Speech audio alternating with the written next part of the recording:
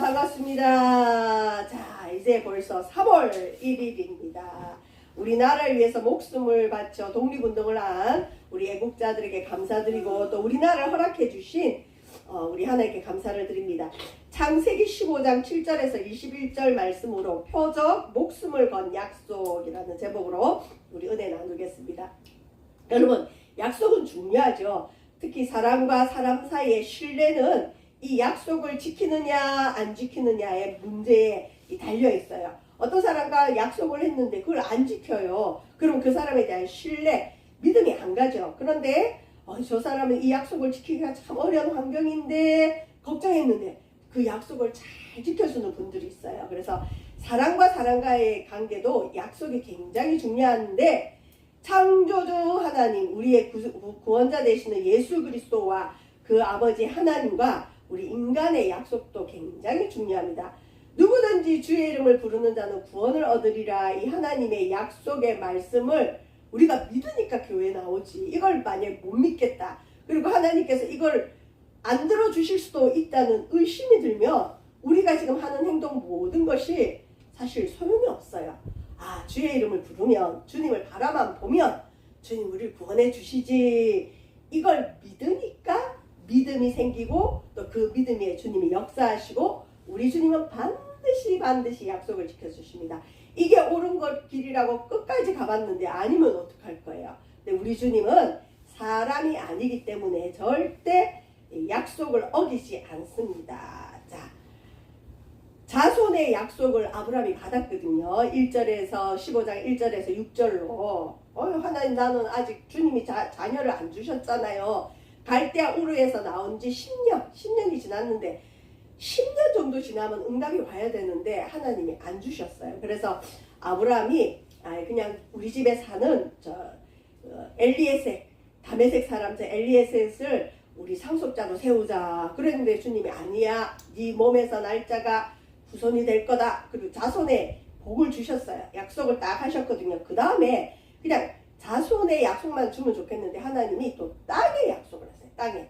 이 히브리인들과 우리나라 사람들이 좀 비슷해요. 땅덩어리도 작고 또 IQ도 높다 보니까 아마 비슷한 것 같은데 우리나라 사람들도 내있는 게 두 가지죠. 지금도 부동산 이슈가 큰데 땅의 문제, 땅을 그렇게 갖고 싶어 해요. 그 다음에 자손의 그 욕심들이 있죠. 왜냐하면 자손이나 땅은 원래 하나님 거예요.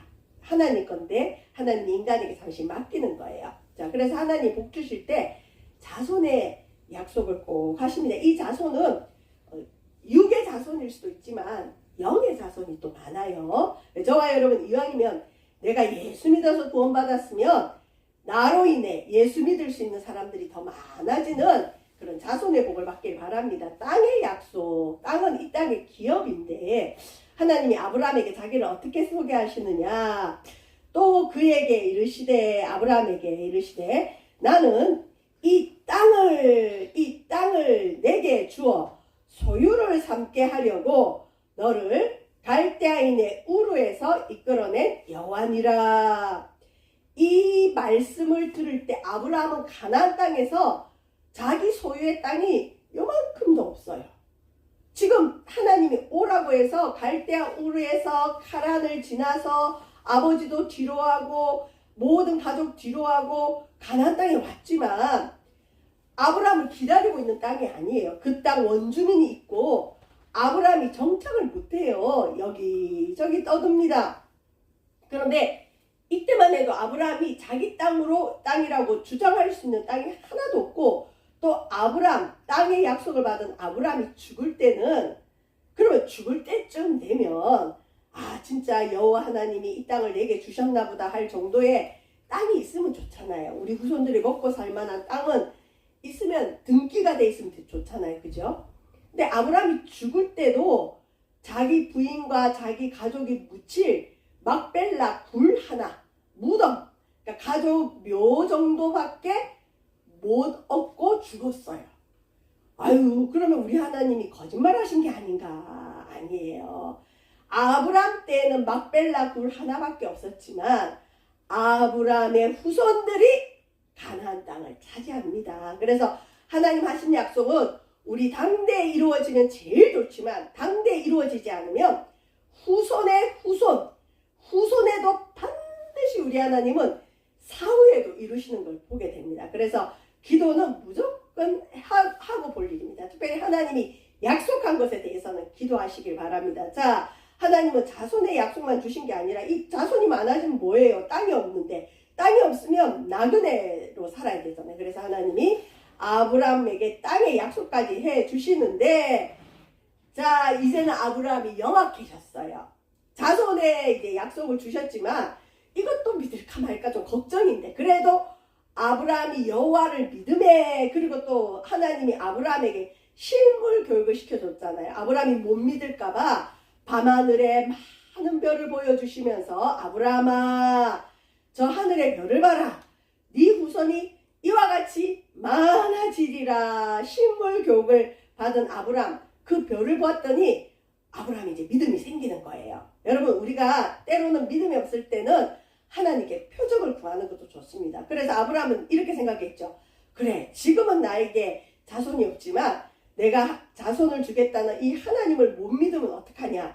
내가 의심이 들 때마다 저 하늘에 별을 바라보고 하나님을 기대하겠다. 이제 아브라함이 마음을 먹었겠죠. 그런데 또 자손의 복만 줘도 감사한데 땅을 주겠다고 하니 땅은 더 믿기가 어려워요. 자손이야 하나님이 아브라함을 통해서 주면 되지만 땅은 그 땅의 원래 주인들이 딱 포진하고 있어요. 이 원주민들이 있단 말이죠. 그러면 그 원주민들을 쫓아내든 죽이든 전쟁을 하든 어떻게 하든 이 싸움이 있어야 돼요. 그래서 이 땅을 얻는다는 건 더 어려운 일이에요. 네, 그래서 아브라함이 이렇게 묻습니다. 그가 이르되 주 여호와여, 내가 이 땅을 소유로 받을 것이 무엇입니까? 하나님, 또 실물 교육해 주세요. 못 믿겠어요. 아니, 이 땅은 이미 강대한 원주민들이 다 포진하고 있는데 이 땅을 주겠다고요? 내가 이 땅을 소유로 받을 걸 내가 어떻게 알겠습니까? 무엇으로 알겠습니까? 하나님, 이건 표적을 주세요. 하늘의 별을 볼 때 자손을 주겠다는 주님을 나타낸 것처럼 땅을 하나님 주신다고 했는데 어떻게 내가 그걸 알 수 있겠습니까? 그랬더니 우리 하나님께서 아브라함이 제일 잘 알아들을 수 있는 방법으로 땅에 대한 표적을 주시는데, 오늘날 저와 여러분이 부동산을 매입하거나 어떤 계약을 하면 계약서 쓰죠. 이 쌍방간이 와서 본인들 확인을 하고 날인을 하고 뭐 복사하고 공증을 받기도 하고 그러죠. 이 당시에 부동산 매매나 어떤 계약을 체결하는 방법으로 하나님이 아브라함에게 땅을 주겠다는 표적을 주세요. 자, 어떤지 봅시다. 하나님께서 뭘 지시하시느냐? 하나님, 내가 무엇으로 알겠습니까? 표적을 주세요. 그랬더니 하나님이 딱 지시를 하셨는데, 여호와께서 아브라함에게 이르시되 나를 위하여, 왜냐면 하나님 이 땅에 못 내려오니까 나 대신 내가 어떤 일을 할 텐데 나를 위하여 3년 된 암소, 3년 된 염소, 3년 된 순양, 뭐 3년 됐다는 건 하나님께 바칠 만큼 장성했다는 뜻도 돼요. 그 다음에 산비둘기와 집비둘기 새끼를 가져와라, 짐승을 가져와라, 이 얘기예요. 그래서 아브라함이 하나님 시킨 대로 딱 가지고 왔습니다. 그리고는 창세기 15장 10절에 자, 이게 계약, 히브리어로는 모르셔도 돼요. 베리트 그래요. 계약을 베리트라 그러는데 베리트의 뜻이 뭐냐? 자르다, 쪼개다 뜻이에요. 계약하는데 무슨 뭘 자르고 뭘 쪼개요?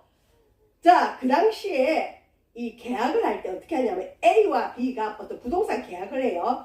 A의 소유가 이제 B가 돈을 주고 산다든지 이렇게 하면 A와 B가 어떻게 하느냐? 동물을 가져다, 이왕이면 좌우대칭, 뭐 인간도 좌우대칭이죠. 똑같죠. 반을 딱 쪼갤 수 있어요. 동물을 하나 가지고 와서, 예를 들어서 염소나 양을 가지고 와서 그 중간을 쪼개요. 죽이는 거죠. 딱 반을 갈라놔요. 요즘처럼 뭐 무기나 어떤 그런 장비가 굉장히 고성능이면 쉽지만 그 당시에 뭘로 쪼개겠어요? 뭐 날카로운 돌이나 그런 걸로 쪼개겠죠. 어쨌든 짐승을 가져서 반을 딱 쪼개요. 그리고 그것을 마주 대하여 놓고 어떻게 하느냐? A가 그 짐승이 쪼개진 사이 있죠. 피가 철철 흐르는 그 사이를 지나가요. 그러면 A가 거기에 쌓이겠다는 뜻이에요. 그 다음에 A가 지나가고 난 뒤에 B도 그 죽은 짐승 사이를 싹 지나가요. 그 쌓이는다는 뜻이에요. 이게 뭐냐? 계약을 할 때 그냥 말로만 하는 게 아니라 이제 너와 내 A와 B가 계약을 하는데 내가 만약 너와의 계약을 어기면 이 짐승이 쪼개진 것처럼 나를 쪼개도 된다. 나는 죽는다. 그 다음에 B, 네가 나와 계약을 했는데 네가 만약 나하고 한 계약을 지키지 않으면 이 짐승이 쪼개진 것처럼 너도 쪼개질 거야. 목숨을 걸고, 그러니까 약속이나 계약을 함부로 하는 게 아니라 목숨 내놓고 하는 거예요. 그게 이 당시 고대 근동의 계약 방법이에요. 오늘날 부동산 매매 체결하듯이 계약 방법이 이겁니다. 하나님이 아브라함이 못 믿을까봐 아브라함아 나 대신 짐승들 갖고 와라. 그리고 아브라함 바로 알아들었어요. 아, 하나님이 이 땅에 부동산 계약하듯이 하나님이 짐승으로 왔다 갔다 하시려나 보다. 그러고는 아브라함이 그 중간을 쪼갠 걸 마주 대하해 놓고, 새는 쪼개지 않아요. 작으니까 새는 그냥 두고. 자, 한번 보세요. 베리트, 자르다, 쪼개다. 아브라함은 거기 지나가도 되죠. 사람이니까. 근데 하나님은 지나갈 수가 없잖아요. 그래서 하나님이 하늘에서 횃불이 나타나서 이 쪼갠 짐승 사이로 지나가시면서 아브라함과 하나님의 계약이 성립되는 본문이 오늘 본문이에요. 자, 오늘은 약속만 기억하시면 돼요. 1998년에 우리 박신양 씨, 전도연 씨 했던 약속 영화 있죠. 굉장히 흥행했는데 거기도 뭐 목숨 걸고 약속 지키잖아요. 하나님도 아브라함과 계약할 때 야, 사람 사이의 계약도 목숨 걸고 하는데 나도 반드시 이 계약 지킨다. 그 뜻으로 하늘의 횃불을 가지고 나타나셔서 이 쪼갠 짐승 사이를 왔다 갔다 하면서 아브라함아 이제 너하고 나는 계약을 했다. 이 뜻이에요. 자, 창세기 15장 17절에 하나님 어떻게 나타나시느냐. 해가 져서 어두울 때. 그러니까 어두울 때까지 하나님도 기다리시고 아마 아브라함도 기다렸던 것 같아요. 왜냐하면 낮에 횃불이 나타나봤자 별로 안 보여요. 근데 컴컴한 밤에는 횃불이 크게 보이잖아요. 그래서 하나님이 확실하게 나타나심을 보이시려고 해가 져서 어두울 때까지 기다렸다가 연기 나는 화로에 타는 횃불로 나타나셔서 아브라함이 쪼갠 고기 사이로 지나가시는 거예요. 그래서 이걸 뭘 가르치냐.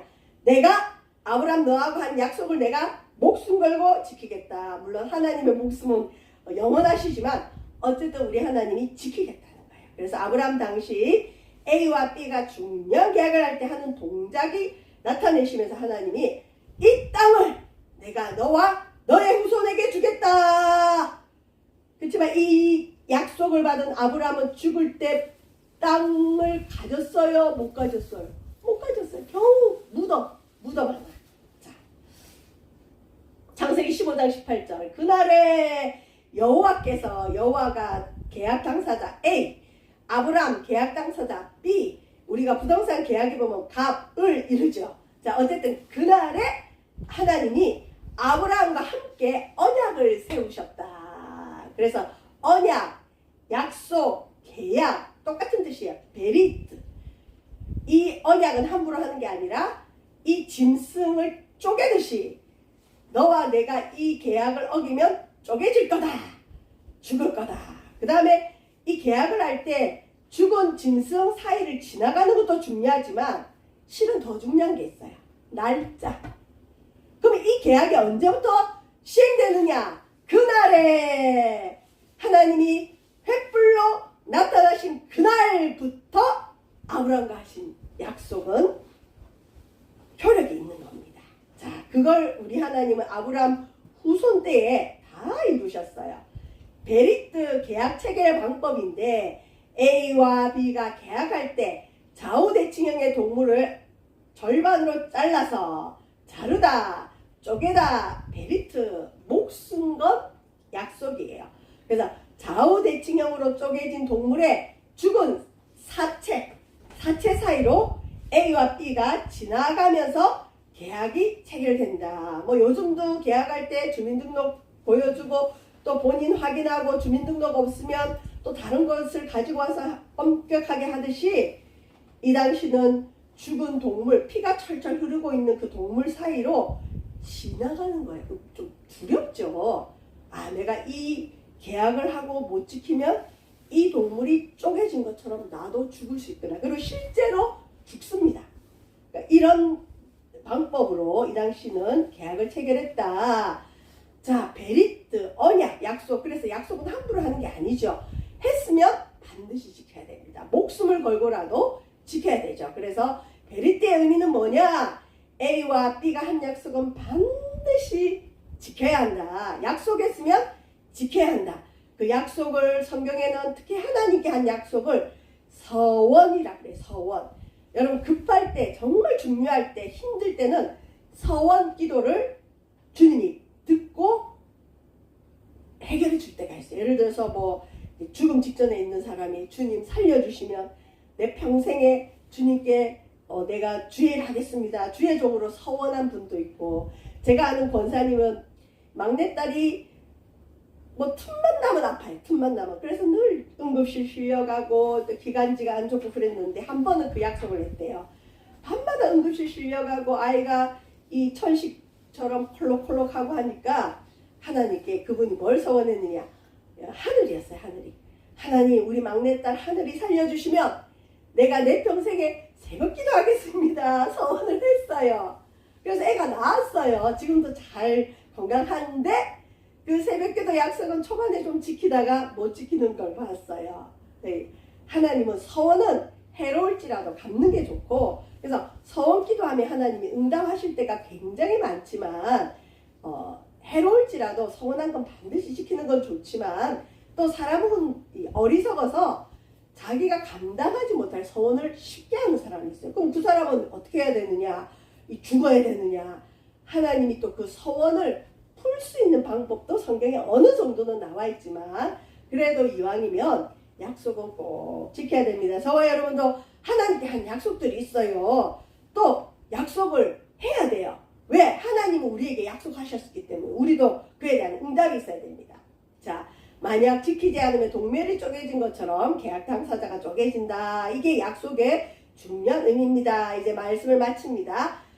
하나님께서 아브라함에게 하신 약속, 베리트, 약속, 계약이라고 하는 게 더 맞죠. 당시 고대 근동 지방에서 행하던 계약 체결 방법으로 우리 하나님은 약속하시면서 하나님께서 아브라함에게 하신 약속을 반드시 이루어 주실 것을 보장해 주신 거예요. 아이들 놀 때 보면 뭐 사인, 복사, 코팅하죠. 약속을 확증하는 단계예요. 보장. 그래서 저와 여러분, 하나님은 반드시 약속을 이루시고 또 우리는 그 약속을 기대해야 됩니다. 하나님은 약속을 따라 움직이시거든요. 그래서 약속을 반드시 이루어 주시는 하나님을 믿고 하나님 약속을 의지하고 나오길 바랍니다. 그래서 시편에 보면 내 백성을 내 앞에 모아라. 저들은 나와 하나님 그 말씀으로 언약한 자다. 예배로 언약한 자라. 제사로 언약한 자다. 하나님과 저와 여러분은 뭘로 계약을 체결했을까요? 예배. 그 시편에 나오는 제사라는 거, 오늘날 예배. 하나님이 성경에 어마어마한 많은 약속을 해놨어요. 축복의 약속인데 이게 언제 실행되느냐? 예배할 때 하나님은 우리에게 복을 주시고 우리는 하나님의 복을 받고, 또 우리가 하나님 사랑하고 믿는다는 걸 뭘로 약속을 드러냅니까? 우리가 예배 참여하는 걸로. 그래서 예배는 하나님과의 약속입니다. 예배 참석만 잘해도 하나님, 예수님을 믿는 것이 하나님을 섬기는 길이거든요. 와서 예수님 찬양하고 예수님 잘 믿으면 성경에 약속한 하나님의 축복을 우리에게 흘려보내십니다. 저와 여러분, 하나님의 많은 복을 예배를 통하여 제사로 언약한 믿음의 백성들이 받을 복들을 많이 받아 누리시기를 주의 이름으로 축원드립니다. 기도하겠습니다.